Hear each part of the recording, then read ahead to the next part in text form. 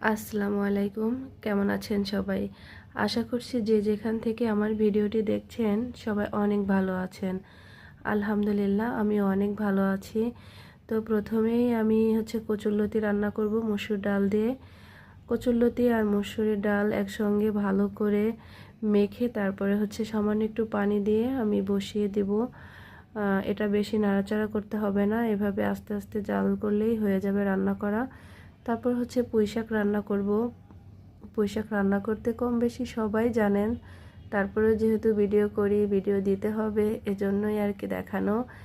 এই তো সকালে আজকে কিছুই খাইনি, যার কারণে ডিম পোচ করে নিচ্ছি রান্নার মাঝে। একটু ডিম খেয়ে নেব। এখানে কাঁঠালের বিচি সিদ্ধ করে নিয়েছি, দুপুরের জন্য ভর্তা করব।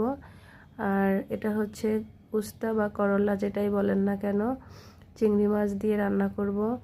তো একসাথেই দিয়েছি সব কিছু। এবার একটু লবণ দিয়ে ভালো করে নেড়ে চেড়ে নিব।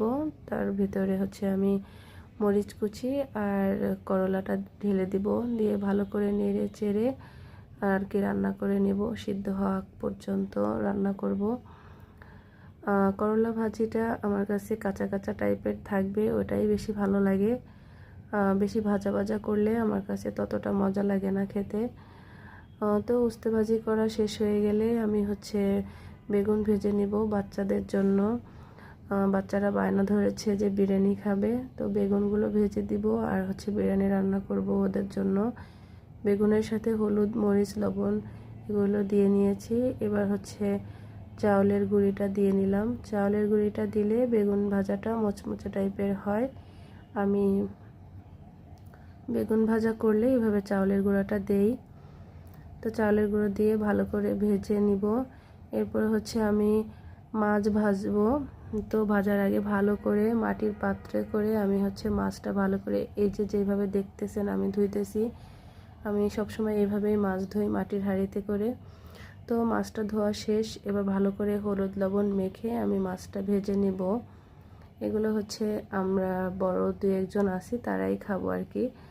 মাছটা ভেজে ভুনা করব। মাছ ভাজা হয়ে গেলে বাচ্চাদের জন্য যে বেগুন ভেজেছি তার সাথে তারা বিরিয়ানি খাবে, এর জন্য বিরিয়ানির জন্য মশলাটা কষিয়ে নিচ্ছি।